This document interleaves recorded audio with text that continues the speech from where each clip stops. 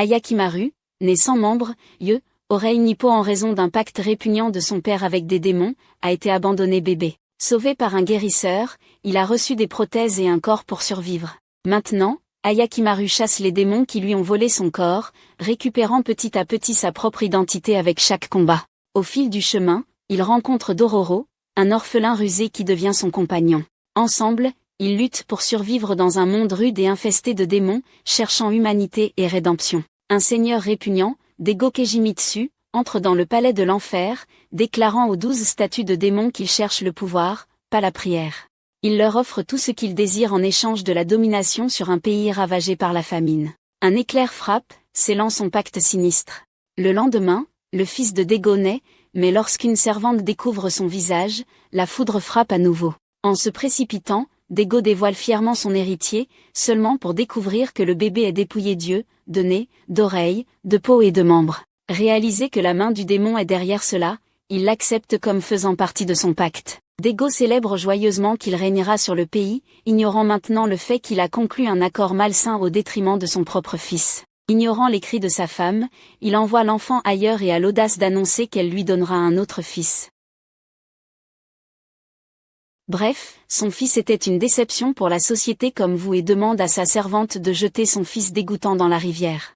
Cependant, alors que la servante le place dans le bateau, elle est immédiatement éliminée par un démon. Et le bébé aurait aussi été tué si ce n'était pour un homme aveugle qui combat le démon jusqu'à la mort. Maintenant, 15 ans plus tard, un jeune garçon vend des marchandises aléatoires aux passants quand des hommes bien bâtis s'approchent et confrontent le garçon. Doro, pour avoir volé des biens dans leur magasin qu'il lui avait confié après qu'il les ait suppliés en raison de la famine. Doro sourit, leur disant qu'ils n'ont aucune preuve et qu'ils devraient l'attraper s'ils veulent leur revanche.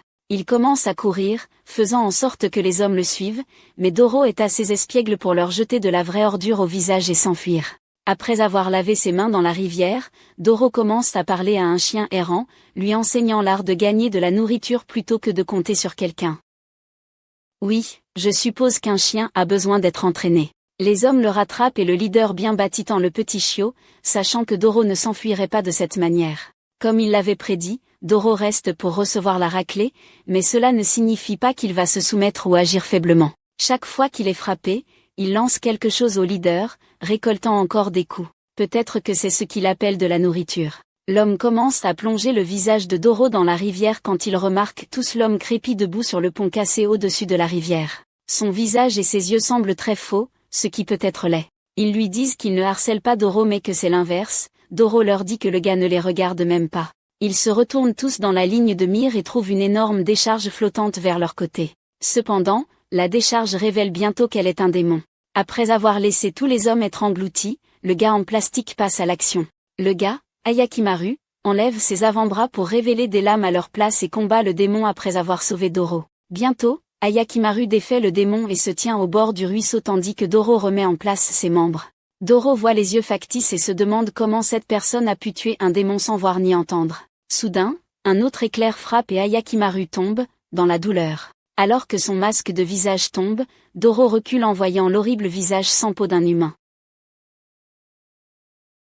Cependant, la peau apparaît bientôt sur le corps. Simultanément, Daigo remarque un orage dans le hall de l'enfer et s'y rend en monture pour trouver les statues du démon brisé. Alors que Doro se demande si Ayakimaru est humain ou non, il y a beaucoup de mystères après le sacrifice de Daigo qui doit être élucidé.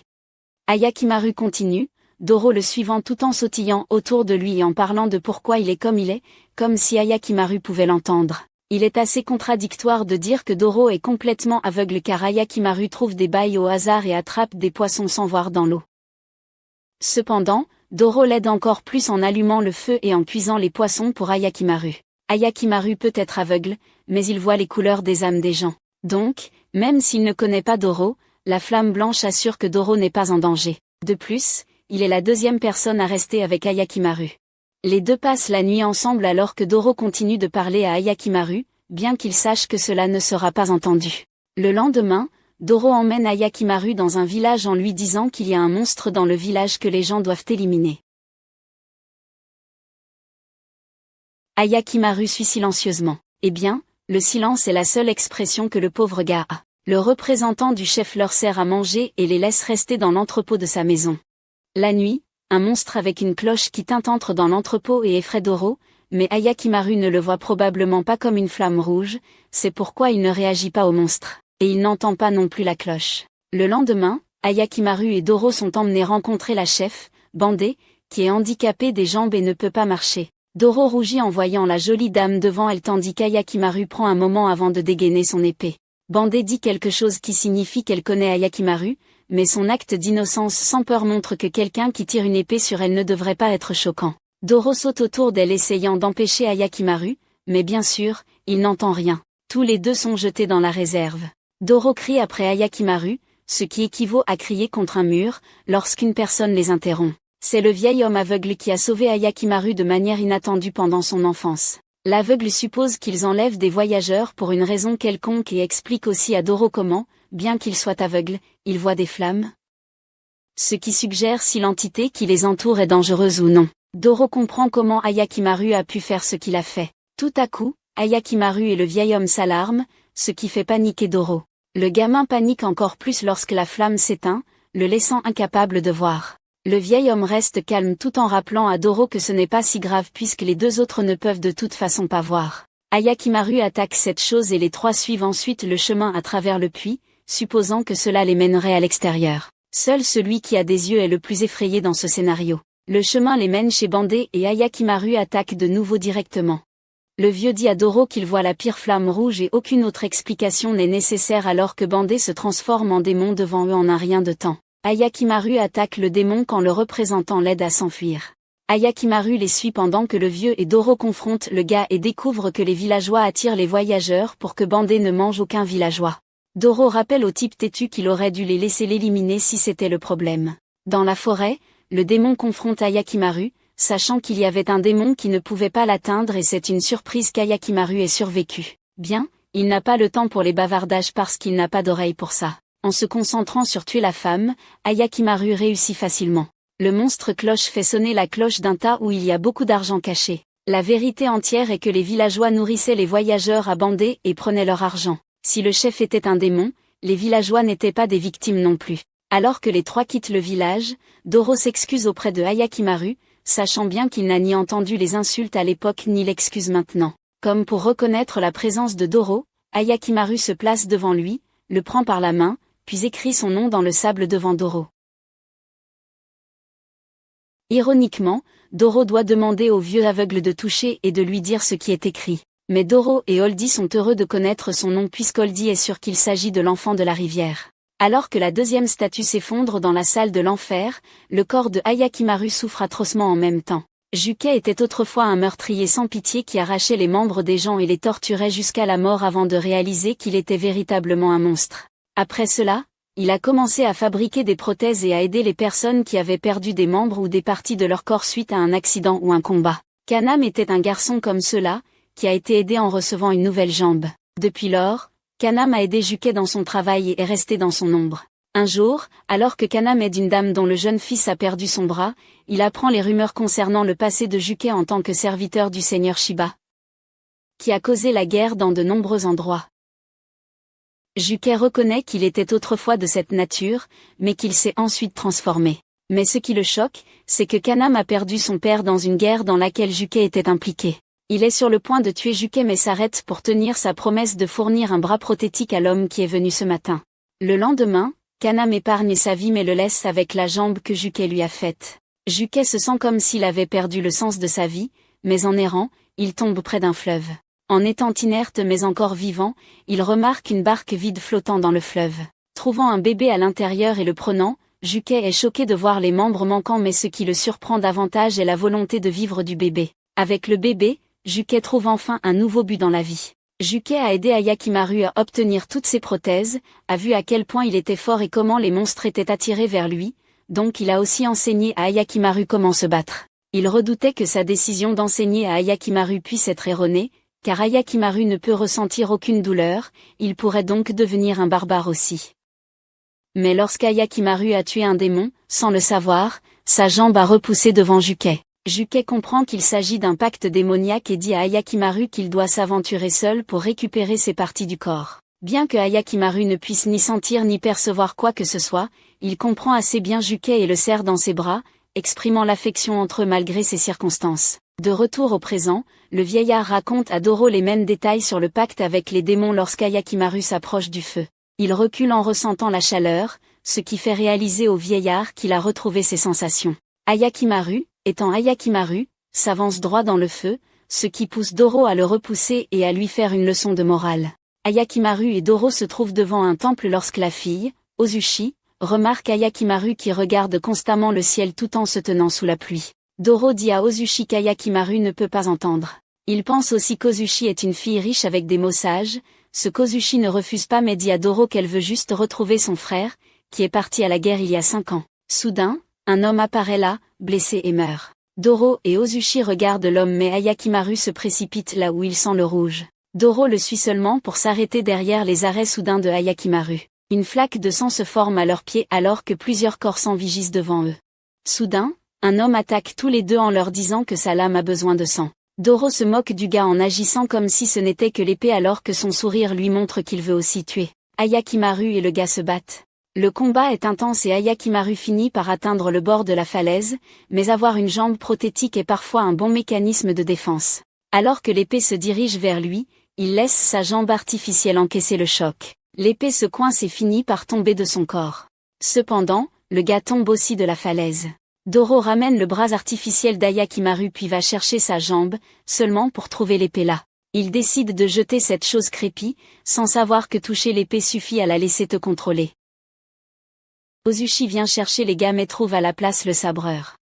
Le sabreur, Tanisuke, s'avère être le frère qu'elle a attendu si longtemps. Ce pauvre garçon, Doro, continue de faire de son mieux pour ne pas céder complètement à l'épée et ne pas laisser celle-ci tuer des gens, tandis que Ayakimaru regarde autour de lui après avoir retrouvé sa jambe. Ayakimaru suit l'ombre rouge dans les mains de l'ombre blanche. Dès qu'ils atteignent le village, Doro est complètement contrôlé. Tanisuke se réveille dans sa maison mais ne ressent pas beaucoup de joie face à celle de sa sœur. Tanisuke était parti à la guerre en tant que samouraï dévoué. Cependant, son chef lui a ordonné de tuer certains coupables. Celui-ci a lancé une épée à Tanisuke pour qu'il se suicide ou tue la personne capturée. En pensant à sa sœur, Tanisuke a décidé de tuer l'homme.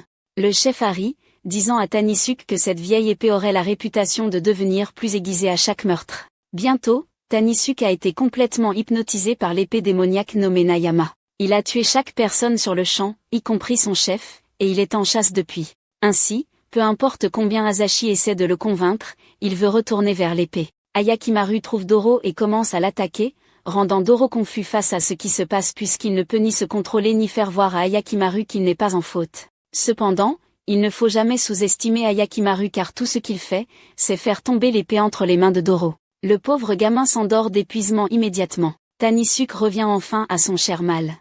Ayakimaru et Tanisuke se battent intensément immédiatement. Asashi court pour dire à Ayakimaru de ne pas tuer son frère, mais avant qu'elle ne puisse terminer sa phrase, Ayakimaru a fini son travail et a tranché à la fois l'épée et Tanisuke. Alors qu'Asashi pleure en deuil pour son frère, Ayakimaru ressent de la douleur dans ses oreilles jusqu'à ce que les fausses tombent tandis que les vraies reviennent. La première chose que Ayakimaru entend, ce sont les pleurs d'une fille triste accompagnée du bruit de la pluie. Dego se demande comment les démons sont tués puisque ni la servante ni les lieux de l'enfant abandonné ne sont retrouvés. Depuis que Ayakimaru a récupéré l'audition, il semble plus troublé que heureux. Chaque petit son est audible pour lui et semble beaucoup trop fort. Doro s'inquiète pour lui mais ne peut pas faire plus que d'enrouler un tissu autour de sa tête pour atténuer un peu les voix. Il s'inquiète que malgré l'intérêt de ses récompenses, elles semblent devenir trop envahissantes pour lui.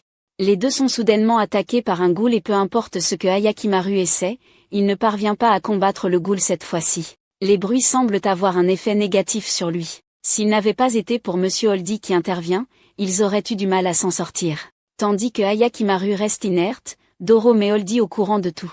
Holdy dit qu'il pourrait être trop épuisé mais il s'adaptera finalement. Le discours fort de Doro fait en sorte que Ayakimaru se couvre les oreilles, mais Holdy retire sa main et lui dit de s'habituer à la voix humaine. Mais la partie intéressante dans tout cela est la réaction de Ayakimaru à ce qui lui est dit, comme s'il comprenait le sens des mots. Le lendemain, tout le monde se réveille doucement au son d'un beau chant. Ayakimaru suit étonnamment la voix et se retrouve devant une fille dans la rivière. Elle remarque qu'il est aveugle et constate également qu'il a une forte fièvre jusqu'à ce que les deux autres viennent le chercher. Ayakimaru s'évanouissant pousse la fille à les inviter chez elle.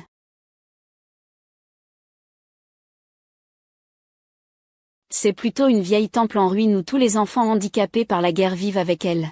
Pourtant, Ayakimaru est bien soigné et ils sont bien accueillis. Doro apprend que Mio travaille pour les samouraïs toute la nuit car il pourrait avoir besoin de nourriture et d'autres choses après une journée entière. Ayakimaru est peut-être aveugle mais il sait que ses priorités sont de fixer Mio comme s'il pouvait la voir, se moquant de la voix de Doro tout en attirant Mio. Et pour la première fois, il essaie de parler en lui signifiant de chanter. Un vieil homme qui était parti trouver un chemin sans passer par les soldats revient leur dire qu'il a trouvé un endroit vide avec un bon sol où Mio et les enfants pourraient déménager. Cependant, cet endroit est possédé par un démon dangereux. Ayakimaru ne perd pas de temps et commence à voyager dans cette direction. Oldie le suit, pensant qu'il sait que Ayakimaru ira là-bas, mais ne s'attend pas à ce qu'il ne s'attende pas à se soigner de ses blessures de l'attaque des ghouls. Doro reste en arrière cette fois-ci, mais quand Mio dit aux enfants qu'elle travaillera aussi du côté ennemi pour gagner plus d'argent, Doro leur dit qu'il ira avec elle et la fera arrêter si c'est dangereux ou si c'est trop. Ayakimaru et Oldie sont attaqués par ce démon dans un fossé qui tourne et attire le sable vers lui ainsi que quiconque se trouve dans le fossé. Les deux font de leur mieux pour aider, mais avec l'état de Ayakimaru, Oldie doit se concentrer sur sa protection plutôt que sur l'attaque du démon. Ayakimaru glisse pendant l'attaque, ce qui oblige Oldie à le sauver. D'un autre côté, Doro qui suit Mio regarde autour de lui, traumatisé de la voir se donner à d'autres hommes. Oldie est choqué de voir des cris sortir de la bouche de Doro parce que sa jambe qui avait repoussé vient d'être coupée à nouveau. Doro s'éloigne dans l'angoisse, mais ses pensées s'égarent en voyant Ayakimaru avec sa jambe perdue. Oldie lui dit que le démon l'a prise et tous les deux l'aident à revenir. Le lendemain, Mio revient aussi, mais oublie toute sa douleur et son épuisement en voyant Ayakimaru dans cet état. Doro continue de remarquer ses blessures et s'en va en frustration. Un des enfants vient à lui en lui disant que Mio a promis qu'ils auront un jour leur propre rizière pour satisfaire leur appétit. Cependant, les enfants n'ont aucune idée de ce que fait Mio. Plus tard, Mio aide Ayakimaru qui est en colère contre le démon et essaie de marcher. Elle lui dit d'essayer de dire quelque chose, mais Ayakimaru symbolise que sa voix lui semble trop forte. Mio lui suggère de chanter et lui dit qu'elle chante pour se sentir en paix plutôt que de pleurer quand elle est triste. Tout cela est observé par Doro et Oldie. Cependant, en voyant la couleur de l'âme de Ayakimaru montrant des gouttes de rouge également, il dit à Doro de s'assurer que la colère de Ayakimaru ne le transforme pas en monstre. Après le départ d'Oldie, Mio parle à Doro sachant qu'il est au courant de son travail. Elle lui dit qu'elle fait cela pour ne laisser personne affamé. Doro lui dit que sa mère a fait toutes sortes de travaux mais jamais cela. Mais elle est finalement morte de faim et il admire Mio pour ne pas avoir fait ça et espère que son rêve de riz sera réalisé.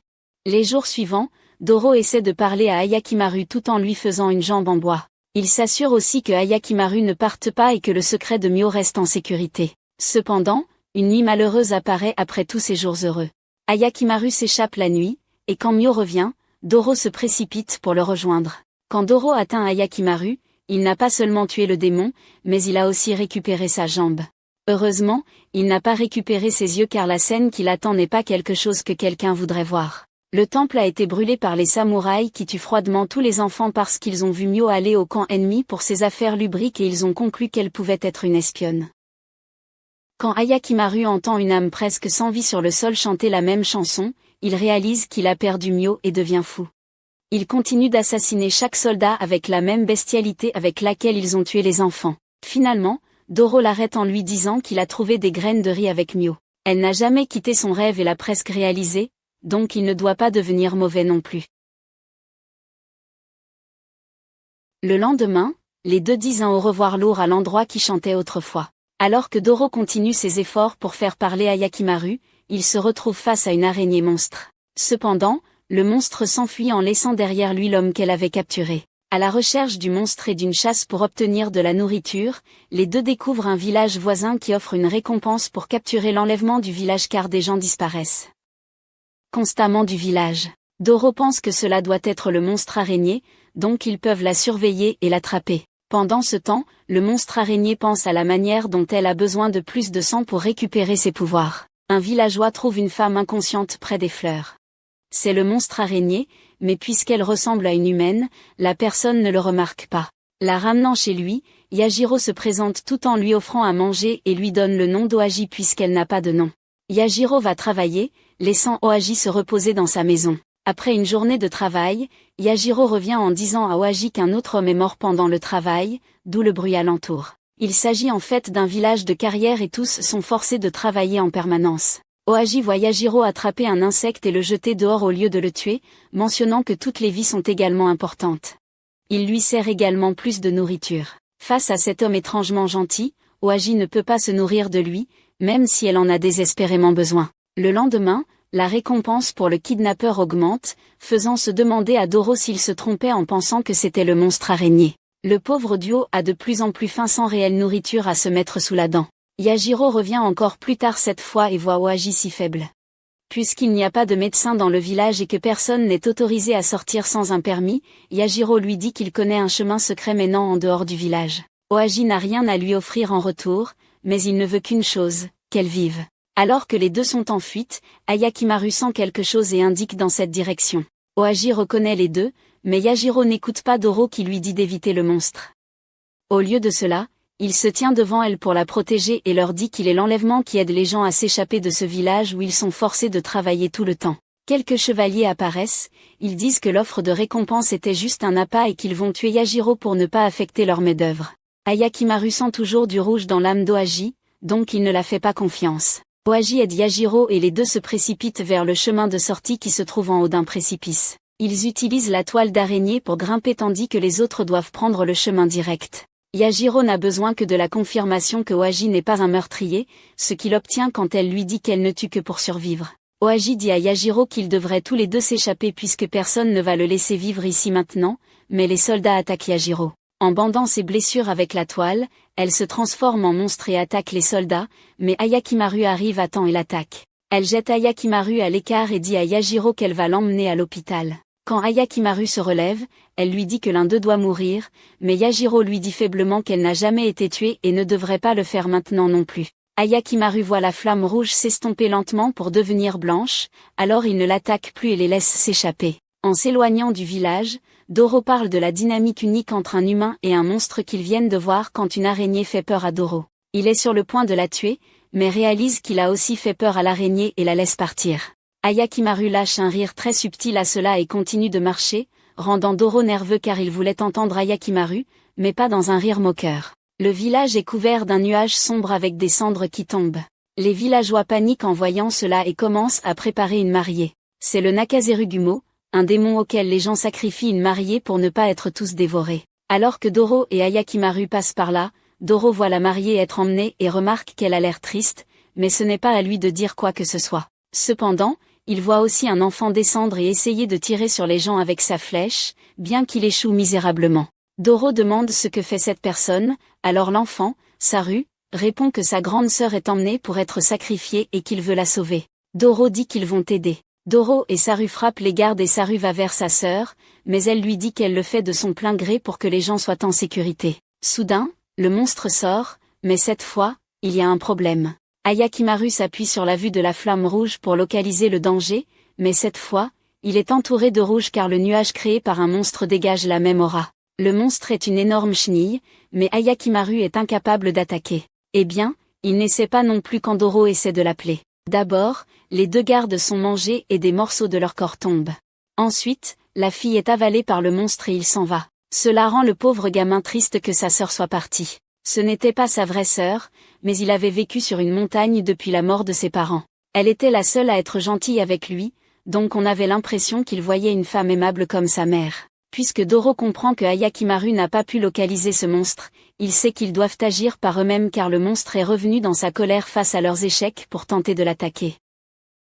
Plus tard, Doro s'assoit dans un voile à la place du monstre pour l'attirer. Ensuite, il commence à courir et sa notoriété et son habitude de voler lui sont utiles car il peut sauter et s'échapper dans des trous plus petits. Saru profite d'un de ces moments pour tirer une flèche enflammée sur le monstre afin de l'affaiblir. Puisque le monstre va brûler sous la lumière du soleil, il prévoit de le garder en douleur afin que son nuage se dissipe et que la lumière naturelle le frappe. Cependant, le monstre se remet rapidement, les laissant exposés à une attaque. Mais Ayakimaru est de retour. Il utilise des flèches pour atteindre le monstre afin de localiser sa position par le son et l'attaquer. Il le fait bien une fois, mais plus d'attaques sont nécessaires, alors Doro prend une corde, saute sur la tête du monstre et s'y attache, disant à Ayakimaru de suivre sa voie. Un plan fou, mais il n'a pas prévu de perdre connaissance en raison des mouvements violents du monstre. Cela laisse Ayakimaru à hurler pour attirer l'attention de Doro car il ne peut pas parler correctement. Ayakimaru est attaqué par le monstre, mais Doro se réveille enfin et appelle alors Ayakimaru près de l'œil du monstre. Cette attaque sur l'œil disperse la brume. Alors que sa face brûle, la tête du monstre sur la queue avale Ayakimaru. Mauvaise décision car Ayakimaru entreprend de découper le monstre de l'intérieur vers l'autre extrémité. Tous les deux tombent dans une rivière avec la grande sœur de Saru qui, heureusement, n'a pas encore mangé. Ayakimaru retrouve soudainement son nez.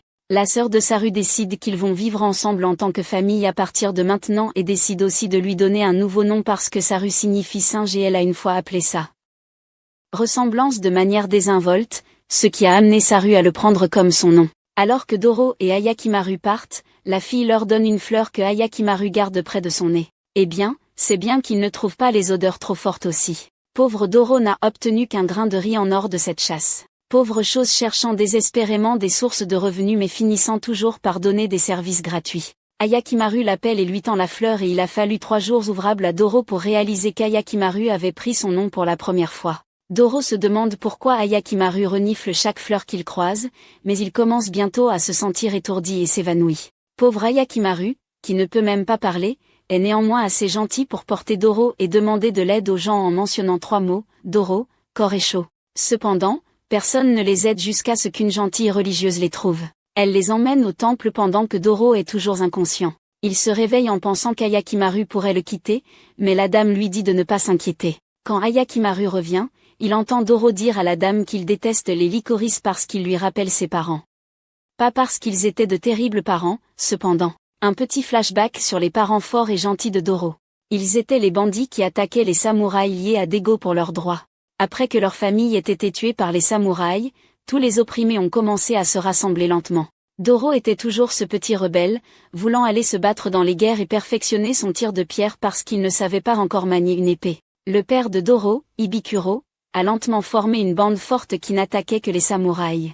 Mais Itake, qui était avec eux depuis longtemps, a suggéré qu'ils devraient fusionner avec les samouraïs en faisant entendre leurs conditions, car ils sont maintenant assez forts pour être écoutés. Cela a mis Ibikuro en colère, car il ne se mettra jamais de leur côté. C'était le début de la fin. Lorsque ce bandit a planifié la prochaine attaque, Itachi s'est associé aux samouraïs et les a alertés. De cette manière, ils étaient perdus et les jambes d'Ibikuro étaient suffisamment blessées pour qu'ils ne puissent plus se battre. Après cela, un voyage misérable de la famille de 3 a commencé alors qu'ils parcouraient les villages opprimés, sans pouvoir rien faire. Ils sont une fois tombés sur un autre endroit attaqué par des samouraïs. La mère de Doro, Ojia, a dit à Ibikuro de laisser tomber car ils ne pouvaient plus se battre, mais les samouraïs les ont vus avant qu'ils ne puissent partir. Quand les samouraïs ont commencé à agir avec arrogance, Ibikuro l'a facilement éliminé. Même sans jambes fonctionnelles, cette personne était un homme orchestre contre tous ceux qui pensaient être supérieurs.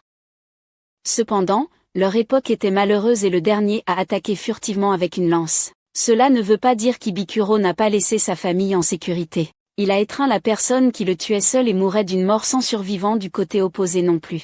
Après avoir enterré Ibikuro, Ojia et Doro ont commencé leur voyage à la recherche de nourriture dans les environs. Ils sont un jour tombés sur un village où de la nourriture gratuite était donnée dans un temple. Là, ils ont rencontré Itachi aussi, qui n'a montré aucun remords pour ce qu'il avait causé même s'il lui a laissé de la nourriture pour Doro. L'amour d'une mère peut être vu dans sa forme la plus brute alors qu'elle prenait le porridge bouillant à main nue juste pour nourrir son fils. Cependant, cette faim ne lui a pas permis de vivre plus longtemps et alors qu'elle mourait dans un champ de lys araignées rouges, elle a dit à Doro que cette guerre finirait un jour. Donc il ne devrait pas. Le pauvre petit devait supporter de voir sa mère devenir sans vie devant lui. Alors que Doro appelle sa mère inconsciemment, la religieuse et Ayakimaru se tiennent là à plaindre le pauvre enfant. Cependant, la religieuse nous fait une énorme révélation lorsqu'elle lâche casuellement un commentaire à Ayakimaru sur le fait que cela doit être difficile de voyager avec une si jeune fiancée. Tout ce temps, ce môme rusé était une fille qui se faisait passer pour un garçon. Bien sûr, seul Ayakimaru aurait une réaction neutre à cet énoncé. Après s'être remis d'une fièvre de 3 jours, Doro est de retour à son bavardage habituel, mais tout à coup, elle, oui, on doit maintenant l'appeler elle, réalise que la nonne a changé ses vêtements. Elle continue de demander si la nonne a dit quelque chose au sujet d'elle, mais pourquoi s'attendait-elle à ce que Ayakimaru ouvre la bouche? Ayakimaru continue d'avancer tandis qu'elle le supplie de sauter partout. Dego a signalé que la sage-femme avait laissé l'enfant sur une rivière pour qu'il dérive. On lui a aussi dit que quelqu'un avait gravement blessé le commandant poursuivant un espion Asakura, et que cette personne avait des membres artificiels. Son autre fils, Tahamaru, écoute également cela, ignorant que c'est son frère dont on parle. Un monstre marin est vu en train de créer un tourbillon dans l'eau et d'avaler un pêcheur. Dans la maison de Dego, il s'inquiète de la sécheresse, car il n'a pas plu depuis un certain temps, et les récoltes sont en danger. De plus, le clan Asakura devient agité et prévoit une attaque contre eux. Pendant ce temps, Tahamaru se demande qui pourrait être l'enfant dont parle Dego, car les expressions graves montrent clairement à quel point la situation est intense. Il sait aussi que cela est lié à sa mère qui vénère constamment une statue brisée du Seigneur de la Miséricorde. Ses subordonnés, Mutsu et Yogo, reçoivent un travail concernant cette affaire de la part de Tahamaru. Pendant ce temps, Dego peut voir le nombre croissant de statues brisées dans la salle de l'enfer et demande au démon de lui dire si c'est cet enfant. Une lumière soudaine tombe au milieu du temple lui montrant des images de Ayakimaru grandissant jusqu'à son visage actuel. Regardez les démons qui dénoncent un humain pour se sauver d'un gars avec la moitié des membres manquants. Mutsu et Yogo amènent le gars à qui on a donné le job de trouver le bébé et le drogue pour qu'il parle vrai.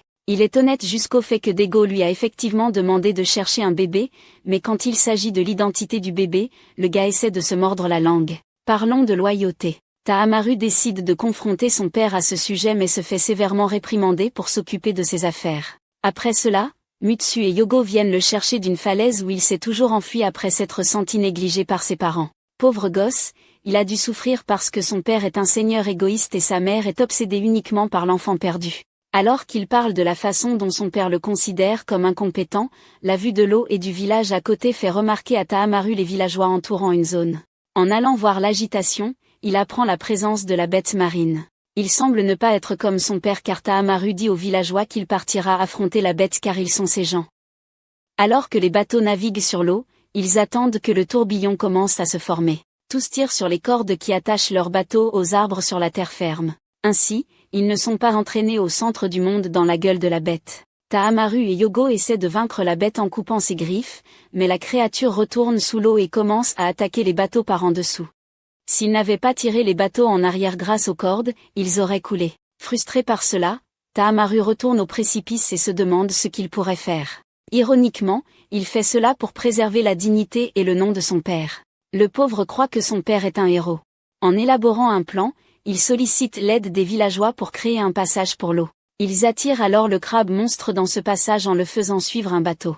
Ensuite, ils bloquent le chemin par lequel le crabe peut sortir et évacue l'eau, restreignant ainsi le crabe dans l'utilisation de ses pouvoirs. Tahamaru était incroyable en combat contre le monstre, mais ce dernier commença bientôt à lancer des rochers sur le bouchon en bois pour que l'eau puisse entrer. Il y est parvenu avant d'être éliminé, faisant ainsi flotter toutes les personnes sur la terre ferme vers lui avec le flux soudain d'eau.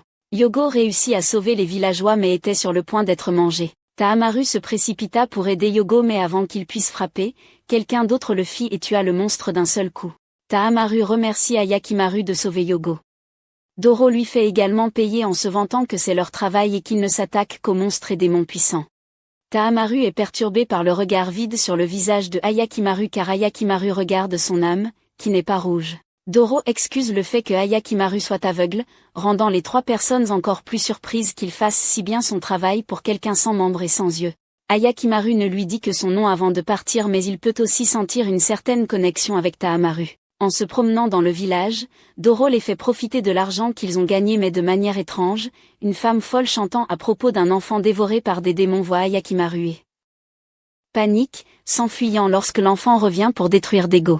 En regardant un spectacle, Doro et Ayakimaru voient comment Dego est célèbre pour avoir tué de nombreux démons et apporté la prospérité au village. Doro remarque Oldie là et les trois se rencontrent où Oldie leur dit qu'il va voir l'endroit où Dego a tué des démons tandis que les deux autres poursuivent leur voyage. Juste au moment où Doro pense qu'ils peuvent quitter le village car rien ne semble mal ici, ils entendent une conversation sur la malédiction de Banman qui a apporté cette sécheresse et le danger d'Asakura. Dego est informé de la situation par Mutsu et Yogo et est choqué d'apprendre l'existence d'un enfant sans membres et sans yeux, sachant de qui il pourrait s'agir. Cela est également entendu par sa femme. Ayakimaru et Doro atteignent la partie où se trouve la séparation entre Asakura et le village de Dego. Il y avait autrefois un énorme fort qui les protégeait d'Asakura, mais il a été brûlé lors d'une bataille, ne laissant qu'un grand mur debout.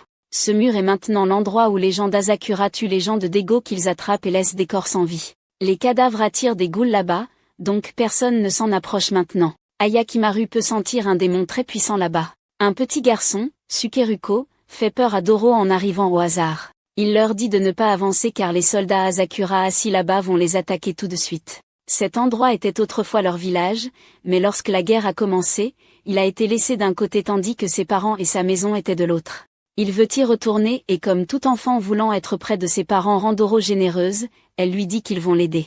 Dego et sa femme se disputent alors qu'elle lui dit qu'ils sont punis, mais il considère cela comme un sacrifice pour le village. Elle lui reproche que ce n'était pas vraiment pour le peuple ou la prospérité des autres, mais pour la sienne. Dego, étant un monstre sans cœur, lui dit qu'elle ne comprend tout simplement pas la politique. Tahamaru entend tout cela mais il n'est toujours pas question de Ayakimaru étant leur fils. Certains espions rapportent aux gens d'Asakura que Dego est parti avec un petit clan pour prendre des mesures. La nuit, lorsque les soldats d'Asakura partent, les monstres commencent à apparaître. Le monstre ressemblant à un renard est le banman mais il y a plusieurs renards. Ayakimaru continue de se battre jusqu'à ce que leur nombre se multiplie encore plus. Doro aide avec ses visées emblématiques de lancer de pierre. Cependant, lorsque Sukeruko part seul de l'autre côté en danger, Ayakimaru aide Doro à le suivre pendant qu'il s'occupe du banman tout seul. Tahamaru cherche autour du village Ayakimaru mais ne peut pas le trouver. Il entend la chanson de la folle et décide de l'interroger. Ayakimaru se bat contre les renards qui ne se sont pas regroupés pour former un grand renard. Doro cherche Sukeruko, mais Sukeruko se fait attraper et Doro aussi. Ayakimaru se bat contre le démon et lui coupe les jambes, mais avant que le combat puisse continuer, des flèches font disparaître le banman et il s'avère que c'est Dego et son petit soldat devant. Ayakimaru. Tahamaru demande à la dame ce qu'elle voulait dire par la destruction de Dego. Elle a peur et tremble et répond faiblement que les démons ont mangé le bébé, mais maintenant le bébé est de retour pour rendre la malédiction à Dego et à sa terre. Uldi est arrivé à l'extérieur de la salle des enfers et peut dire à quel point les choses sont mauvaises et graves en ce moment. Ayakimaru ne sait pas qu'il se tient devant son père, mais il peut aussi voir les flammes rouges dans son corps. Et avec les confrontations qui approchent, la déesse de la miséricorde s'entête à une nouvelle chance. Ayakimaru est attiré confusément par les flammes rouges de Dego et continue à lui demander qui il est tout en évitant les attaques. Dego se demande pourquoi il est encore en vie tout en l'appelant un démon à moitié né. L'audace d'appeler un enfant souffrant un démon. Seul un imbécile sans cœur comme Dego peut faire ça. Ayakimaru s'enfuit et se cache, ne pouvant être localisé par personne tout en réfléchissant aux mots de Dego. Pendant ce temps, Doro et Sukeruko sont emmenés et piégés avec tous les prisonniers. Les habitants du village de Dego vivent dans le fantasme que Dego a détruit des démons et les a sauvés de la famine, c'est pourquoi ils sont tous protégés par la déesse de la miséricorde sur le banman. Doro voit que c'est du BS car elle a vu que le banman est entouré par un démon. Cependant, elle remarque que le symbole de la clan de Dego correspond à la pochette que Ayakimaru porte toujours, ce qui l'a fait penser que Ayakimaru pourrait appartenir au clan de Dego. Après cela, elle demande à Sukeruko s'il devrait fuir, mais Sukeruko a perdu tout espoir de vivre après avoir vu son village détruit. Doro lui dit qu'il peut les accompagner et voit un trou au-dessus de la prison, en disant aux autres qu'elle passera par là et à Sukeruko qu'elle viendra le sauver avec Ayakimaru. Tahamaru confronte sa mère sur leur cruelle indifférence en sacrifiant une personne humaine pour des raisons quelconques. Elle n'a aucune justification, mais Dego intervient en disant qu'il l'a fait pour ses ambitions. Cela correspond aussi aux besoins des villageois et s'il veut rester innocent au détriment de la destruction et de la famine dans ce village, il peut aller détruire les démons ou rompre l'accord pour récupérer les pièces de corps de son frère. Doro va être arrêté mais Sukeruko la sauve en disant qu'il ne renoncera pas et qu'il attendra Doro. Ayakimaru arrive dans cette maison et voit les trois personnes. Sa mère l'appelle fils, le confondant, et pendant que Dego veut que ses hommes attaquent Ayakimaru, Tahamaru les arrête, permettant à Ayakimaru de s'échapper. Dans la forêt, Doro rejoint Ayakimaru en lui racontant les détails sur le sauvetage de Sukeruko ainsi que l'histoire de l'héritage. Lorsqu'elle entend la femme de Dego appeler Ayakimaru fils, elle est heureuse que Ayakimaru ait enfin trouvé sa famille. Mais actuellement, l'attention se porte sur Banman, car le clan Asakura pense que les ghouls ont disparu, donc ils peuvent maintenant déclarer ouvertement la guerre à Dego. Tahamaru a visité la salle des enfers et a été chassé. Il continue de réfléchir aux paroles de son père sur le choix entre la vie de tous les villageois et les organes de son frère. Sukeruko et d'autres capturés sont emmenés à Banman. Heureusement pour sa petite taille, il n'est pas tué par les flèches. Après cela, les ghouls réapparaissent soudainement tuant les soldats Asakura et attaquant également Ayakimaru et Doro. Quand Ayakimaru atteint Banman, tous les gens de Dego l'appellent un démon. Il devient furieux en voyant le soldat qui a tué Mio, mais Doro lui dit qu'il n'est pas un démon qui tue des humains. Tahamaru arrive en disant qu'il admet qu'il était impitoyable et froid de leur part de nourrir Ayakimaru, mais si cela signifie la prospérité du village, il considérera Ayakimaru comme un démon. Et le tuera. Ayakimaru n'a aucun intérêt à tuer Tahamaru et veut attaquer Dego, mais Tahamaru continue d'intervenir. Pendant ce temps, Doro essaie de sauver Sukeruko et est assez intelligent pour non seulement combattre Tahamaru et lui couper l'œil, mais aussi sauver Doro et Sukeruko du ghoul renard. Le démon est ensuite absorbé dans le Banman. Avant que le combat ne puisse continuer, la femme de Dego vient s'excuser auprès de Ayakimaru pour tout ce qui s'est passé. Elle lui dit qu'ils n'ont maintenant d'autre choix que de continuer à le laisser souffrir, mais elle ne veut pas qu'il le fasse seul et prend un couteau pour se sacrifier aussi.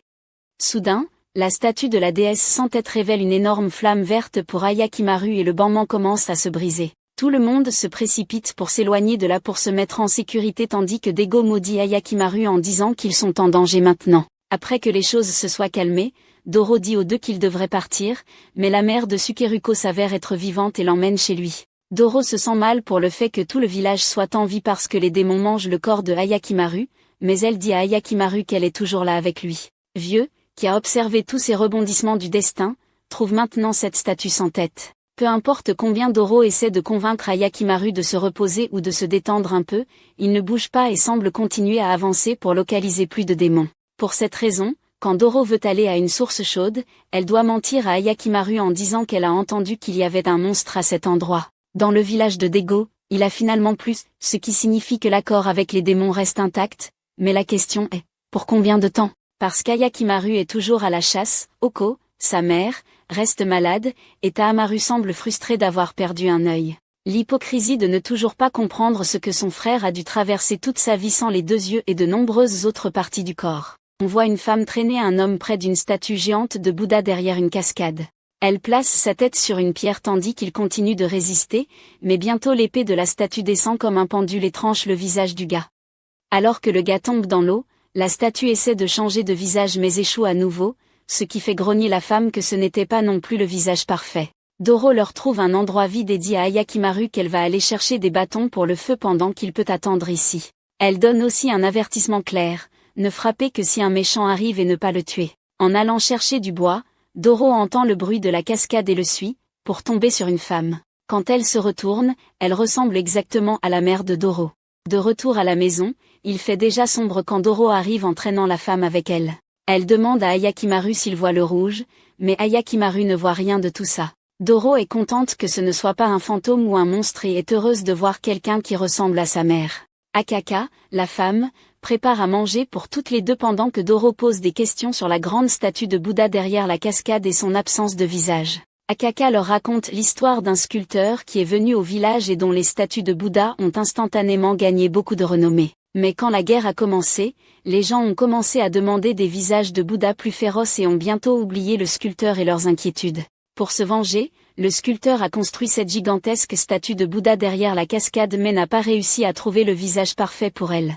Finalement, le sculpteur est mort en continuant d'essayer et la statue est restée sans visage.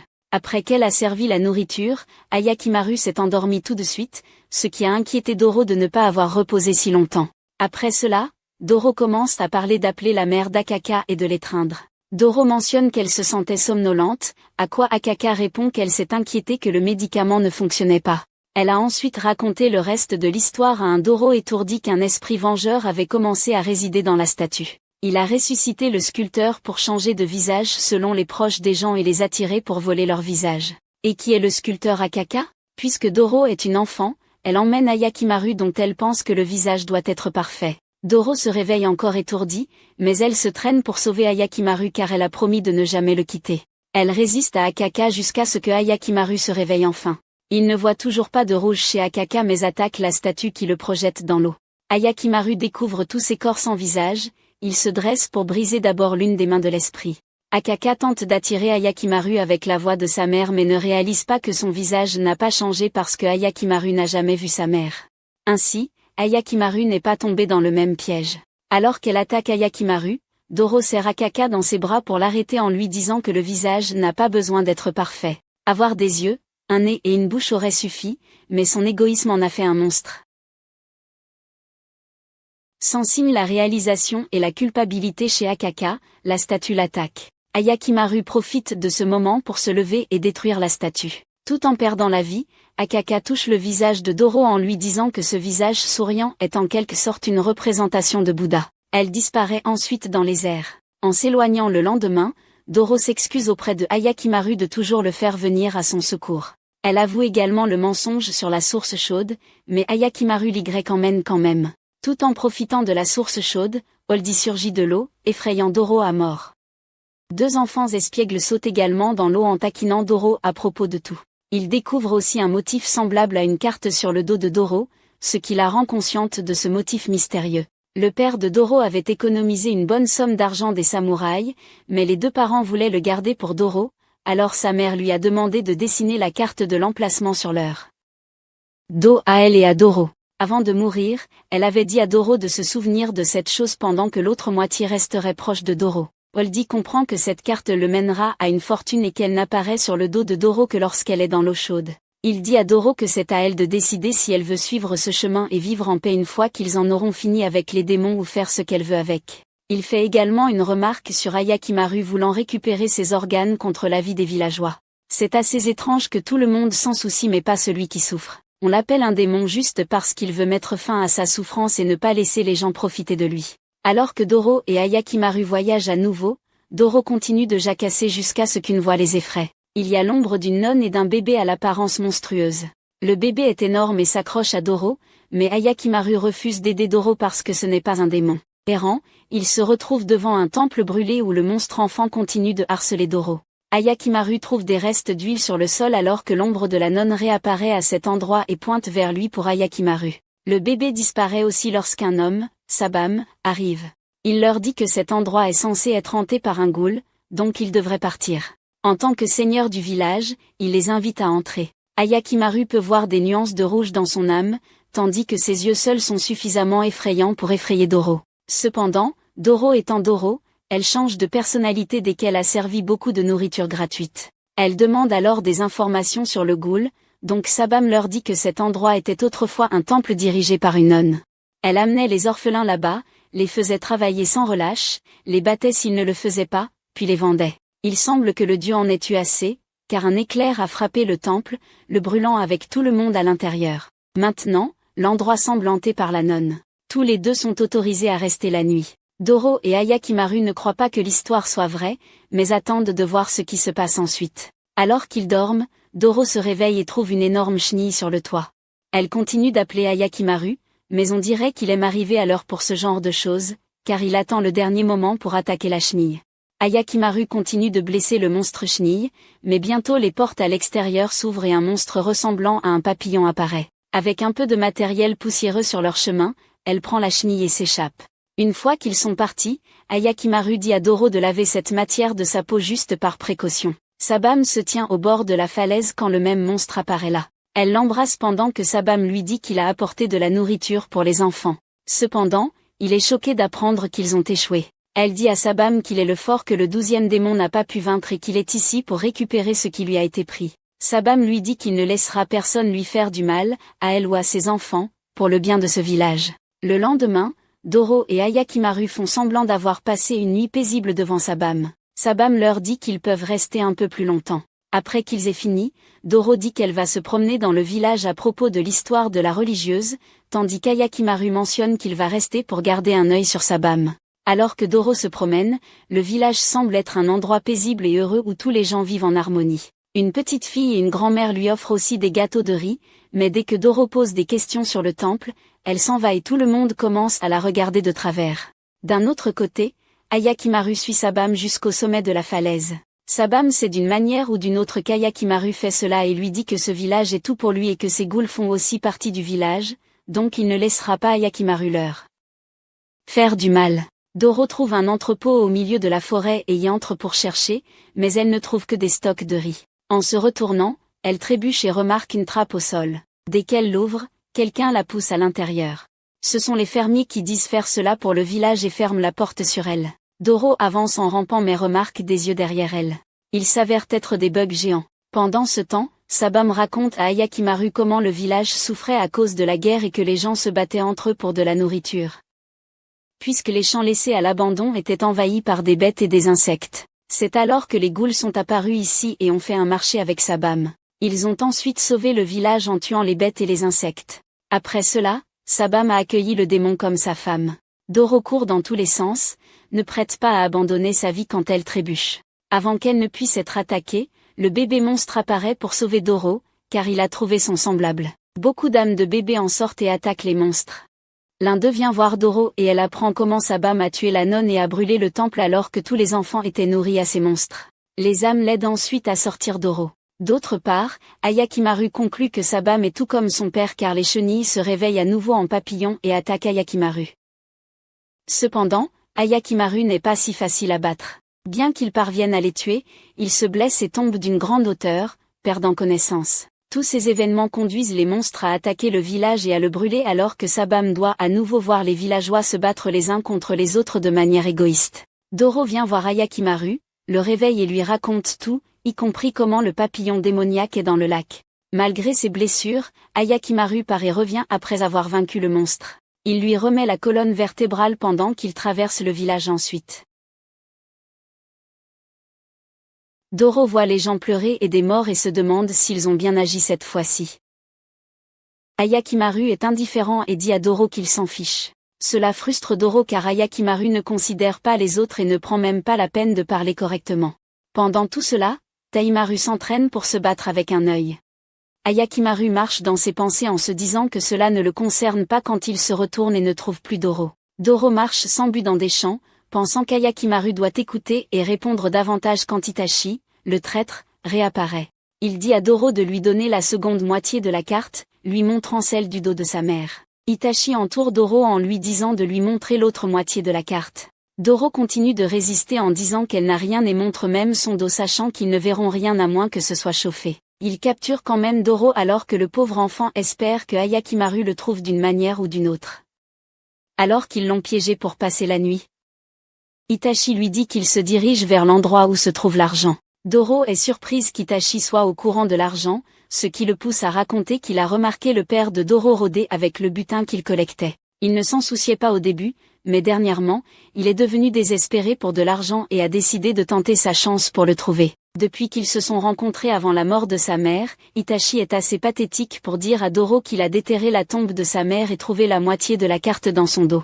Doro essaie de toutes ses forces de l'attaquer pour cela, mais bien sûr, elle est attachée. Que attendait-elle? Le lendemain, ils se rendent au cap Akatsu, mais il est censé être atteint par les eaux.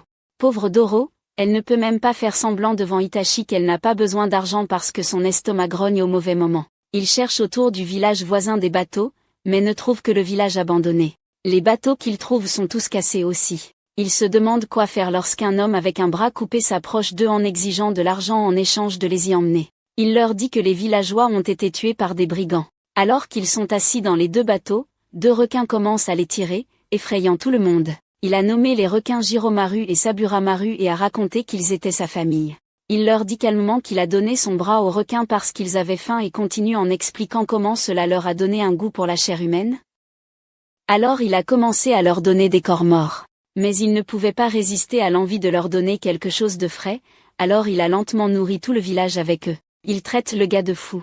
Eh bien, il est fou, mais en ce moment, ils sont au milieu des eaux, entourés par les deux requins. Le gars les laisse manger le deuxième bateau transportant le peuple d'Itachi. Il se tient alors sur le dos de Jiromaru et laisse Saburamaru garder leur nourriture pour plus tard. Tout en étant assis dans le bateau, perdant espoir en la vie, Itachi a partagé comment les samouraïs ne les ont utilisés que et que toutes leurs promesses étaient fausses.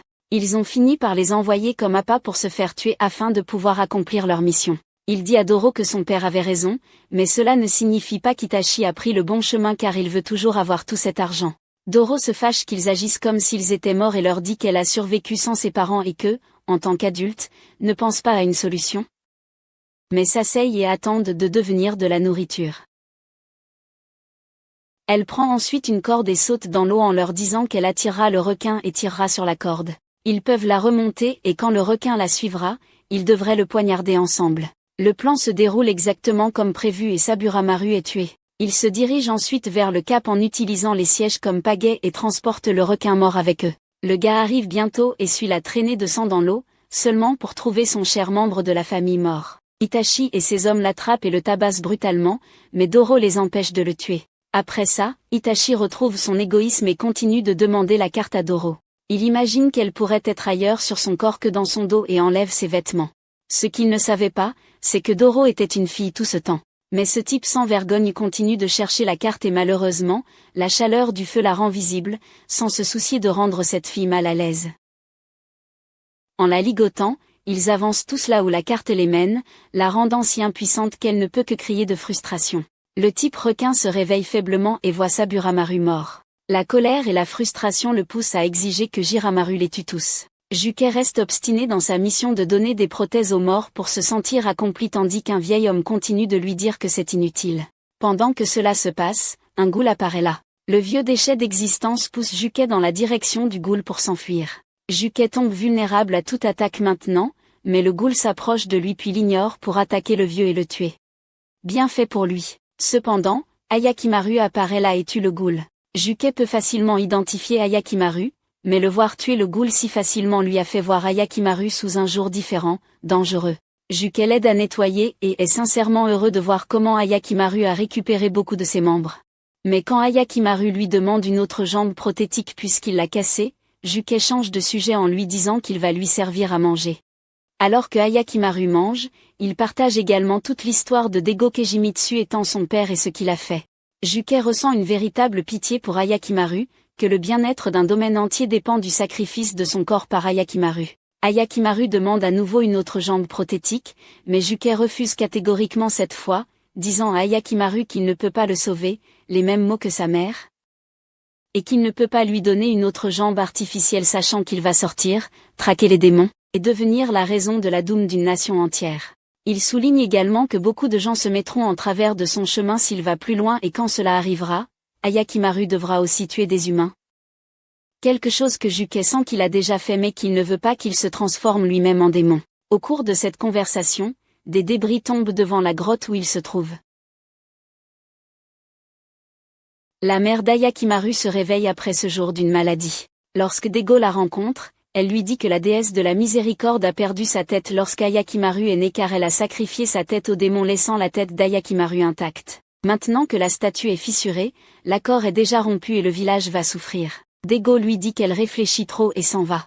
Ayakimaru commence à fouiller pendant que Juke se demande s'il va vraiment récupérer ses parties du corps sachant que les villageois vont faire face à de graves problèmes. Ayakimaru lui dit qu'il va le faire et tuer tous les démons.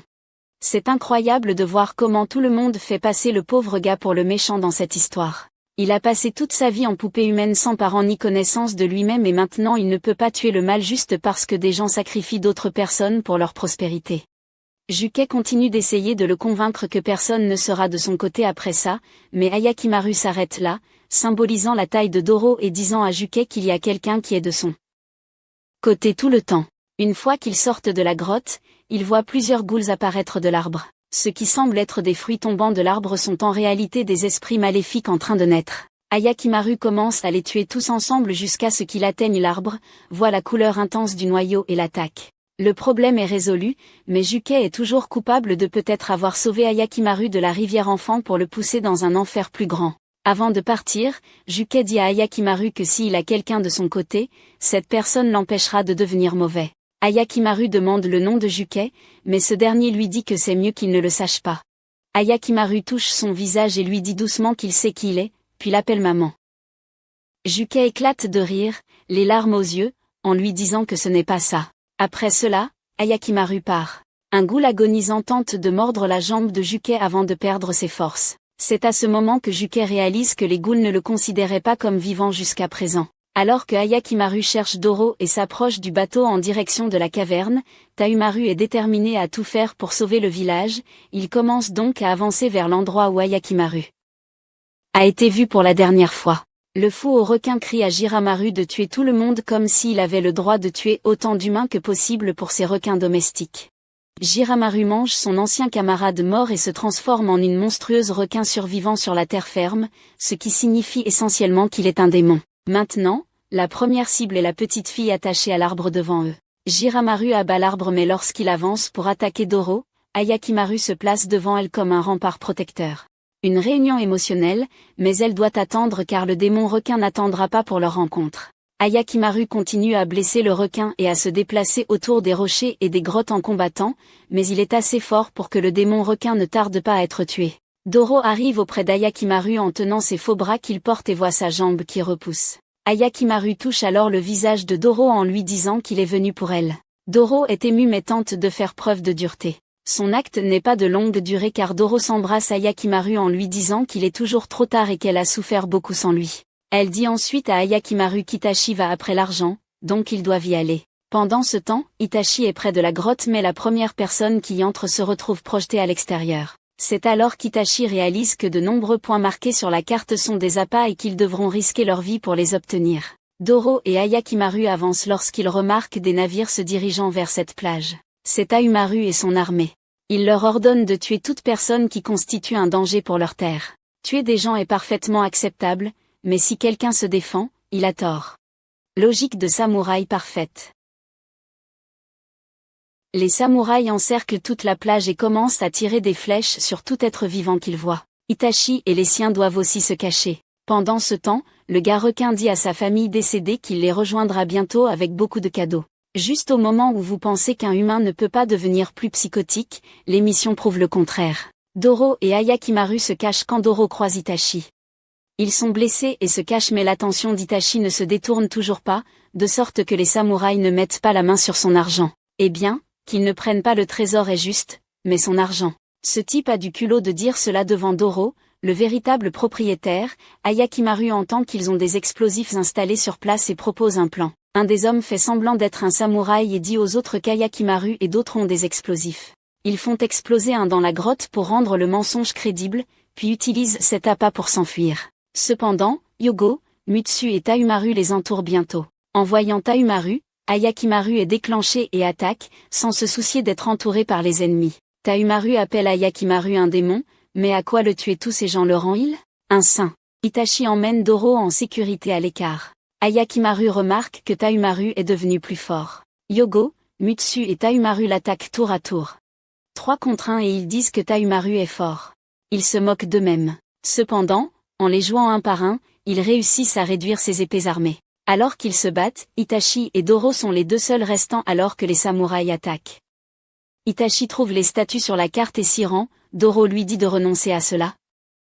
Mais il semble que cet argent soit plus important pour Itachi que sa vie. Bientôt, Itachi est attaqué par plusieurs flèches. Doro se cache derrière les statues, mais les statues ne sont pas fixées de manière permanente sur place. C'est bien pour eux puisque toutes tombent comme des dominos et écrasent les samouraïs comme des quilles. Strike parfait. Doro essaie d'aider Itachi, qui lui demande au moins de lui montrer le trésor avant de mourir. Le plan du gars requin psychopathe est enfin révélé. Il déclenche plusieurs explosifs et les fait rouler en bas de la montagne pour tuer tout le monde qui en subira l'impact. Itachi couvre précipitamment Doro avec son corps. Il semble qu'il y avait encore quelque chose de bien en lui. Ayakimaru et les 3 autres se concentrent également sur leur fuite des explosifs et des rochers qui en tombent en conséquence. Une fois que toutes les répercussions se sont apaisées, Tayumaru et Mutsu se concentrent sur Yogo, gravement blessé. Doro se retrouve indemne grâce à l'intervention d'Itachi, mais il est sur son dernier souffle. C'est une bonne chose qu'il se soit écrasé dans une caverne remplie de trésors. Sa dernière vision a été tout cet argent qu'il prétendait être le sien. Doro est une mignonne qui prie pour Itachi et inclut un message pour lui dire de ne pas se quereller avec son père quand il montera. Elle regarde ensuite tout le trésor en sachant qu'il peut aider beaucoup de gens mais ne sait pas encore comment l'utiliser. Prenant seulement un peu pour leurs besoins quotidiens, elle suit Ayakimaru pour quitter l'île. Doro et Ayakimaru se promènent dans un village à la recherche d'un forgeron nommé Munetsuna. Doro a remarqué qu'Ayakimaru a pris l'étrange habitude de frotter sa tête contre toute créature vivante qu'il rencontre. Lorsqu'il demande à un villageois, il leur sourit en leur disant qu'il n'est pas un bon fabricant de sabres et qu'il a aussi une fille laide, Akawa. Doro se demande pourquoi il a dit cela car quand il a utilisé le hachoir à viande, il a coupé un morceau de bois facilement. Quand ils trouvent enfin la maison, ils sont accueillis par Akawa, qui est une très jolie jeune femme. Elle leur dit que son père est le meilleur forgeron d'épée du village. Ayakimaru frotte sa tête contre elle, ce qui fait paniquer Doro et Akawa. Cependant, Akawa finit par supposer qu'il veut l'épouser. Vivant juste ici, mesdames et messieurs. Elle voulait qu'Ayakimaru fasse bonne impression devant son père, mais quand Munetsuna se tourne vers eux, Doro et Ayakimaru se tiennent là avec des masques ridicules de leur mur. En voyant ces épées, Munetsuna leur dit qu'ils doivent les emmener au temple pour les purifier. Doro, étant un gamin, porte encore le masque, jouant avec. Au temple, Akawa leur dit que c'est l'un des dieux soufflant sur les braises. Tandis qu'il parle, un ghoul étrange regarde Ayakimaru, ce qui le fait ressentir une sensation subite. Par la suite, Ayakimaru finit par dire le contraire de ce qu'il veut vraiment dire. Quand ils reviennent, il finit par dire qu'il n'a pas besoin de récupérer les épées. Et quand Akawa arrive avec la mauvaise impression qu'il veut l'épouser, Ayakimaru ne parvient pas à nier. Cela rend Doro furieuse, surtout quand Ayakimaru dit qu'il n'a plus besoin de Doro. Doro jette le masque sur lui et s'exclame furieusement qu'elle est contente pour les deux et veut qu'ils soient ensemble.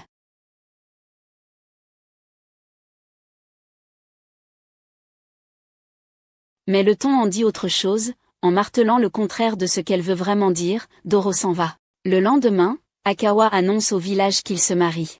Les gens les saluent joyeusement mais disent des mots comme c'est triste, elle est moche et font de mauvais commentaires. Maintenant, cela a du sens pourquoi les villageois l'appelaient un mauvais artisan et Akawa moche.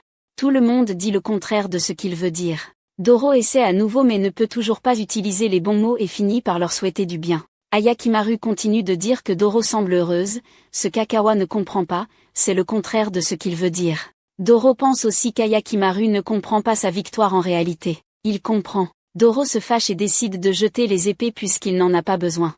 En choisissant les vieilles épées, Monetsuna arrive et fait peur à Doro. Doro finit par râler devant lui au sujet de l'abandon d'Ayakimaru et finit par s'endormir. Le lendemain, il se réveille pour trouver Monetsuna toujours en train de travailler sur de nouvelles épées pour Ayakimaru. Il dit à Doro qu'il veut fabriquer une épée qui soit utilisée de la bonne manière et non pour des meurtres injustes. En parlant, Doro réalise qu'elle dit ce qu'elle pense vraiment. Cela lui rappelle quand elle a commencé à faire le contraire et elle admet que c'était après avoir lancé le masque à Ayakimaru. Elle réalise aussi qu'Ayakimaru dit des choses étranges depuis leur visite au temple. Pendant ce temps, Ayakimaru résiste de façon amusante à aller au temple avec Akawa qui est désireux de l'épouser. Doro se précipite vers le temple portant le masque et trouve un ghoul endormi sur le toit. Avec son adresse parfaite au lancer de pierre, elle le fait tomber. Akawa et Ayakimaru arrivent au temple et le voient. Ayakimaru se précipite pour l'attaquer mais est contrôlé à nouveau, revient vers Doro et commence à l'étrangler. Monetsuna arrive juste à temps pour assommer le ghoul et sauver Doro. Ayakimaru la serre dans ses bras en s'excusant mais elle est désolée d'avoir douté de lui. Après cela, Monetsuna réarrange la statue du dieu sous laquelle ce ghoul malicieux est piégé pour qu'il puisse l'être à nouveau. Il faut un moment à Akawa pour réaliser que Ayakimaru n'est pas intéressé par lui. Mais tant mieux pour elle, car quand elle clarifie le malentendu devant le village, quelqu'un qui l'aime se manifeste enfin en utilisant les bons mots pour exprimer ses sentiments. Plus tard, Ayakimaru porte ses lames et les aime beaucoup. Lui et Doro décident de poursuivre leur voyage et il est clair qu'Ayakimaru ressent un véritable bonheur lorsqu'il est près de Doro. Le village commence à souffrir de ravageurs, de pandémies et de famines, mais au lieu de trouver une solution stable, Taumaru et Dago sont toujours déterminés à compter sur les démons pour prospérer. La saison automnale a teinté toutes les montagnes d'une couleur rouge qui émerveille Doro. Cependant, elle se demande pourquoi elle ne remarque la beauté que maintenant alors qu'elle a déjà été témoin des automnes dans les montagnes auparavant. En regardant Ayakimaru, elle réalise qu'avec lui, elle ne s'inquiète plus de sa survie et peut profiter des choses. Lorsqu'Ayakimaru lui apporte des fruits d'un arbre, ses yeux s'emplissent de larmes en sachant qu'elle a maintenant quelqu'un qui se soucie d'elle. Alors que les deux s'assoient et mangent, Doro explique les saisons et à quel point l'automne est joli, lui disant qu'il pourra les voir un jour. Elle se demande si Ayakimaru écoute et Ayakimaru répond avec un sourire qu'il veut entendre plus de ses histoires. Doro peut remarquer ce changement vif dans la personnalité de Ayakimaru. En les entendant parler de démons, un gars s'approche d'eux en leur disant qu'il est ici pour chasser le démon aussi et qu'il les emmènera là où il se trouve. Le gars, Saburoda, a vu sa mère dévorée vivante devant lui, donc il veut le tuer. Alors qu'il les emmène à l'endroit où le démon apparaît, les trois attendent. Le démon qui sort a un mélange de plusieurs animaux comme membres. Ayakimaru s'avance pour l'attaquer mais bientôt, Saburoda attaque aussi Ayakimaru. Il a vu sa mère être dévorée vivante, mais maintenant il souhaite le même sort à tous en guise de retour. Attention, couillon. En essayant de sauver Doro, Ayakimaru et Doro tombent d'un précipice. Dego découvre que l'antre de l'enfer est étrangement silencieuse et que le village souffre. Les paroles de sa femme résonnent à ses oreilles, disant que le pacte a déjà été rompu. Quand Doro se réveille, Ayakimaru se tient devant elle, mais elle ne peut pas se lever car son bras est coincé sous une pile de rochers énormes. Doro essaie de le sortir mais ne peut pas. Comme les bras de Ayakimaru sont factices, il ne peut pas exercer beaucoup de force pour déplacer les rochers et l'eau à cette profondeur oblige Doro à sortir rapidement. Saburoda emmenait sa mère à l'hôpital à travers le précipice lorsque le démon les a attaqués. Alors qu'il était blessé, sa mère était vulnérable à l'attaque du démon. Saburoda se réveille de ce cauchemar se demandant s'il devrait être le prochain repas du démon. Pendant ce temps, Ayakimaru s'efforce tellement que ses bras factices commencent à se casser. L'eau commence à monter au-dessus du visage de Doro, rendant Ayakimaru si furieux qu'il se met à frapper sa tête contre la roche et essaie de l'enlever. Bien sûr, Holdy fait son retour pour les sauver. Il demande à Ayakimaru s'il veut son corps de retour, à quoi il répond oui car c'est son corps. Ayakimaru se dirige vers le démon et commence à le combattre. Cela traumatise encore plus Saburoda car sa mère n'est pas seulement morte devant lui, mais il s'est enfui après lui avoir coupé le bras qu'il appelait à l'aide. Puis, quand les villageois ont voulu venger la vieille femme, ils ont aussi été tués. Et les voir mourir a commencé à plaire à Saburoda. Ayakimaru ne bouge pas quand Saburoda essaie de lui faire du mal aussi. Il continue à blesser le démon puis lui coupe la moitié de la tête. Le démon est toujours en vie mais Saburoda, par jalousie de vouloir être comme Ayakimaru, se sacrifie au démon. Cela rend le démon plus fort et une partie du corps de Saburoda sort de sa tête. Gros à son meilleur. Quand Doro arrive là-bas, Ayakimaru a déjà coupé plusieurs parties du corps du démon et est actuellement transpercé par le corps de Saburoda, demandant son corps en retour.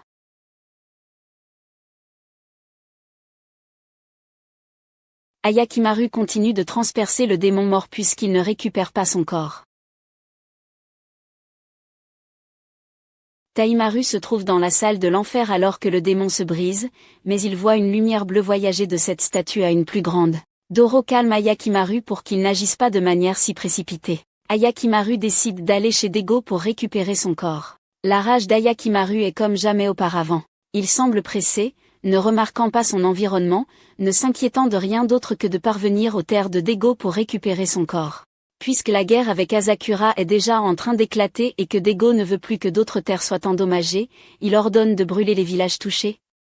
Avec les gens à l'intérieur. Oui, c'est le roi juste et bienveillant de la terre. De plus, tous les hommes en bonne santé sont envoyés participer à la guerre pour Dego, laissant les femmes et les enfants derrière. Dego veut envoyer quelqu'un tuer Ayakimaru, alors Taimaru vient à lui en disant qu'il va le faire. Voyant la rage dans ses yeux, Dego ne l'arrête pas. Doro n'apprécie pas comment Ayakimaru est prêt à tuer des humains, même ses parents, pour récupérer son corps. Yogo et Mutsu se préparent à partir avec Taimaru, mais Yogo pense à combien il déteste la guerre parce que ses frères et sœurs ont vu leurs parents tués pendant la guerre et ils ont été capturés. En partant, les marques sur le cou de Mutsu montrent qu'elle a également été touchée par la pandémie. La femme de Dego est peinée de savoir que ses deux fils sont sur le point de se battre l'un contre l'autre, mais comparer la situation de Ayakimaru à celle d'un bébé qui revient en pleurant pour récupérer son jouet est fou. Le gars a vu son corps lui être arraché et tout le monde parlait comme s'il se comportait comme un gamin. Voir Ayakimaru presque attaquer un homme qui les avertissait simplement de la guerre pousse Doro à arrêter de dire qu'elle ne soutiendra pas Ayakimaru dans cette entreprise folle. Cependant, elle se sent impuissante lorsqu'Ayakimaru lui demande pourquoi il est mal de vouloir toucher, ressentir et voir des choses comme les autres. En campant la nuit, Mutsu se souvient de la façon dont Dego les a sauvés lorsqu'ils étaient captifs. Ils mouraient de faim quand Dego est arrivé, louant le fait qu'ils aient si bien survécu et les emmenant toujours autour de Taamaru. On dirait que Dego a juste acheté des jouets humains pour tenir compagnie à Taamaru. Il y a une énorme tranchée profonde dans le sol où Ayakimaru et Doro s'arrêtent. Il peut voir de l'énergie maléfique en bas, mais avant tout, Taamaru et les deux autres arrivent. Doro essaie d'arrêter Ayakimaru, qui est enragé que Taamaru l'ait appelé démon. Ils commencent à se battre entre eux. Une fois de plus, c'est 3 contre 1, mais Ayakimaru ne se contente pas de se battre, il coupe également les bras de Hyogo et de Mutsu. Alors qu'ils se battent, les hommes de Dego arrivent là. L'un d'eux met une bombe sur un cheval innocent et le fait courir vers Ayakimaru.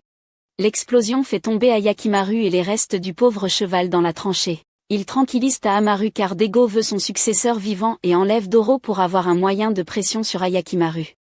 Hyogo et Mutsu s'opposent à l'utilisation de l'enfant désarmé, mais c'est la réalité de Dego. Alors que Ayakimaru essaie de se relever, les énergies démoniaques se rassemblent pour être absorbées dans les parties cassées du corps du cheval. Quand Ayakimaru sort du fossé, le ghoul transformé en cheval est aussi avec lui. Taamaru prend soin de Hyogo quand ils remarquent tous les deux que Mutsu n'est pas parmi eux. C'est alors qu'ils apprennent sa maladie. Taamaru est envahie par le regret d'être allée combattre avec lui dans cet état, mais elle leur demande de mener à bien leur mission même si elle ne pourra pas l'avoir accomplie. Doro est piégé mais s'inquiète que Ayakimaru devienne une personne différente. La mère de Ayakimaru arrive pour aider Doro à s'échapper. Pendant ce temps, Mutsu se lève alors que les paroles du samouraï résonnent dans sa tête, qu'elle était censée protéger Taamaru et non l'inverse.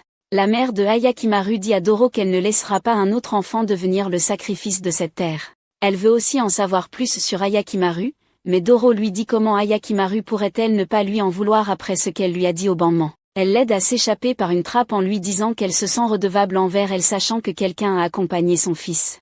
Doro veut dire à Ayakimaru à quel point sa mère est gentille, mais elle ne sait pas si elle devrait. Pendant ce temps, le cheval Ghoul a commencé à attaquer les samouraïs. La mère de Ayakimaru décide d'accompagner Doro et de rencontrer Ayakimaru même s'il la tue en retour. Cependant, les marées de l'eau deviennent inégales, projetant les dehors du bateau. Lorsque Doro se réveille, il est entouré d'Oldie et du petit cheval, le bébé du cheval qui est maintenant devenu un ghoul. Le village est rempli de personnes que Dego a ordonné de brûler.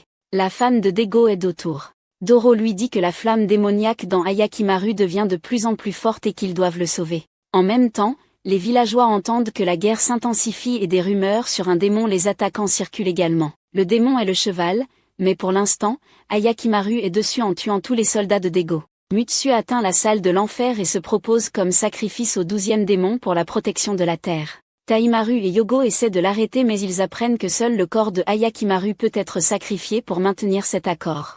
Alors qu'Ayakimaru cherche Doro, il croise à nouveau Taimaru et sa colère est multipliée par 10 en voyant Yogo et Mutsu avec ses bras et Taimaru avec 3 yeux, 2 appartenant à Ayakimaru. L'audace de ces personnes a appelé Ayakimaru un méchant tout en étant heureuse de porter ces parties de son corps. Même l'égoïsme est embarrassant quand il s'applique à eux. L'audace de ces trois à utiliser ces parties de corps et à prétendre qu'elles ne sont pas à Ayakimaru mais à Dego. Misérable est encore un euphémisme pour eux. Ils continuent pendant que les villageois sont épuisés de courir pour sauver leur vie. Doro et la mère d'Ayakimaru se précipitent là-bas mais Oldie les empêche de partir. Le petit cheval est également arrivé en courant pour sa mère qui est actuellement en train de combattre Yogo. Le ghoul se distrait en voyant son fils faire en sorte qu'Yogo et Mutsu le poignardent avec leurs 2 épées. Cependant, cela met en colère le cheval qui décapite instantanément Yogo. Le choc n'est même pas encore retombé que Mutsu est tué à son tour. Le cheval rend alors son dernier souffle après avoir retrouvé son fils. Alors que Taimaru pleure la mort de ses camarades, une mort dont il est responsable, Ayakimaru récupère ses mains. Bien qu'il soit présenté comme un vilain, il est vulnérable de voir cet homme devoir cacher ses mains derrière son dos devant sa mère et ensuite s'enfuir en prétendant qu'elles lui appartiennent. Taimaru le suit et les deux se battent constamment alors qu'Ayakimaru veut retrouver ses yeux tandis que Taimaru veut que le village se nourrisse de cet humain. Les villageois autour de Doro sont désormais conscients de cette situation et évoquent légèrement le fait qu'il ne serait peut-être pas mal de prospérer en sacrifiant Ayakimaru. Mais Doro les attaque en remettant en question leur égoïsme alors qu'Ayakimaru a déjà tant souffert pour ce domaine. La mère de Ayakimaru accepte enfin que même si ce sont toutes ces personnes au-dessus de Ayakimaru, elles sont juste assises là à ne rien faire et à se nourrir aux dépens de Ayakimaru.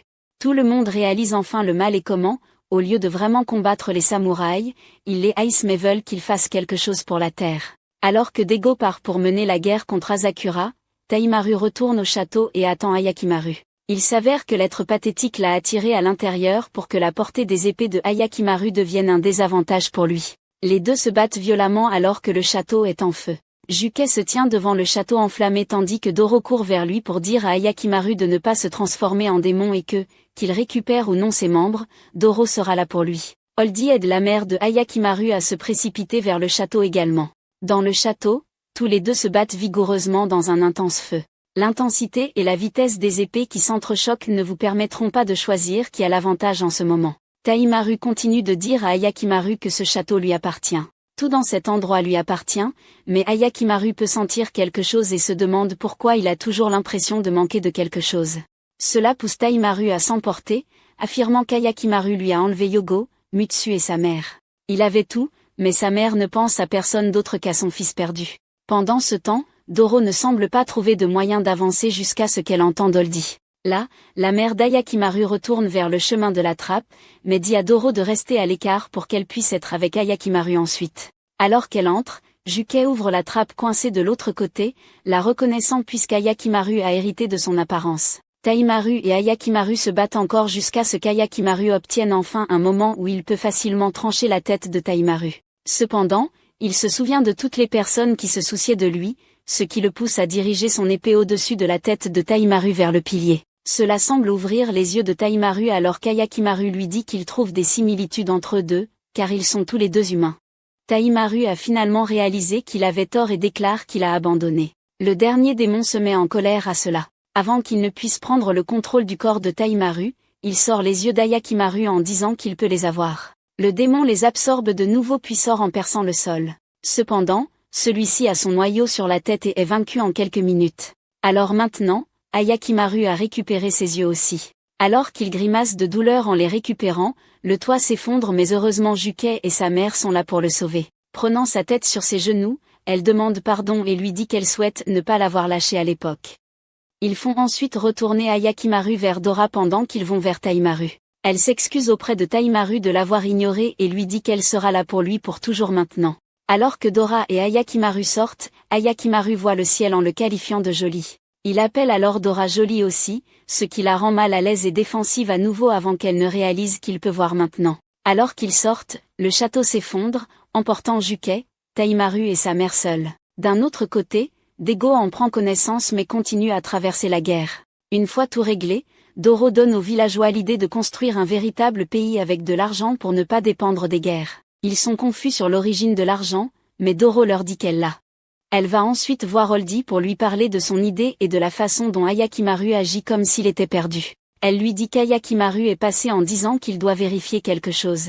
Ayakimaru voyage jusqu'à la salle de l'enfer et y trouve son père. Il dit à Ayakimaru que tout le monde saigne à cause de lui et qu'il sacrifiera davantage pour cette terre aux démons. Cela pousse Ayakimaru à saisir l'épée à proximité. Doro attend toujours Ayakimaru quand Oldie lui dit qu'il pourrait ne pas revenir. Cela effraie Doro, mais Oldie la réconforte en disant qu'il a dû vouloir voir s'il est toujours humain à l'intérieur ou non et dans ce nouveau voyage, emmener Doro avec lui n'aurait peut-être pas été sûr, alors elle ne devrait pas continuer à l'attendre à la périphérie du village. Ayakimaru a poignardé l'équipement de tête de Dego allongé sur le côté en lui disant qu'il est toujours humain à l'intérieur et que Dego ne devrait pas non plus se transformer en démon.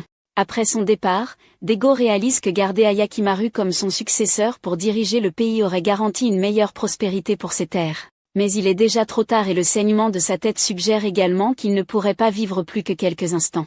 Après cela, Ayakimaru part pour son voyage tandis que Doro continue sur le chemin qu'elle a choisi elle-même. Au fur et à mesure que le temps passe, nous nous demandons pour leur unique réunion de Doro et Ayakimaru, mais nous supposons qu'ils ont dû se retrouver à un moment donné. Ceci conclut le récapitulatif de l'anime. Comme toujours, si vous avez apprécié, faites-le moi savoir ci-dessous et je m'en vais.